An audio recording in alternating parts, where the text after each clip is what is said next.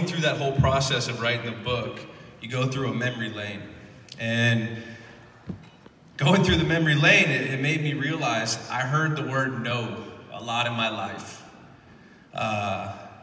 No, you're not going to make it to this. You're not going to be a Division I quarterback. No, you're not going to get to play in the National Football League. You're going to have to go to the CFL. You're not big enough. You're not strong enough. You're not fast enough. And hearing that word, just going through my story, I thought, how did I prepare myself to overcome those things? Because that's what life is about. Life's about adversity, overcoming. Anytime you're hitting somewhere on a high, there's always a low coming. And it's not about being worried about that low. It's about being prepared for that low. Being prepared for the adversity you're going to have to deal with. And I was sitting back, and I can remember when I was making my decision to go to Kent State University. I went to junior college, of course. I wasn't recruited out of high school. And I sat down with my father, and my goal was to play Division I quarterback. I was a 5'10" white guy. Couldn't throw it out the stadium or anything, but I always wanted to play Division I quarterback.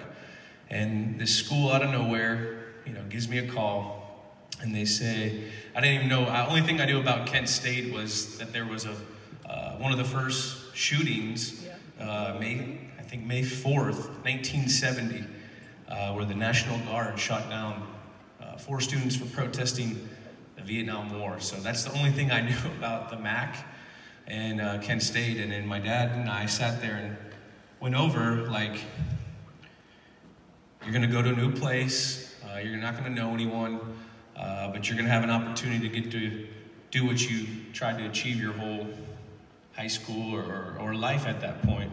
And whenever I got in those types of situations, I've always learned, and not learned, but my natural instinct was to try to outwork people. Not ever going into something or going into somewhere saying, man, I wish I would've. Man, I wish I would've just caught 300 more balls. Man, I wish I would've threw 20 more comebacks at practice.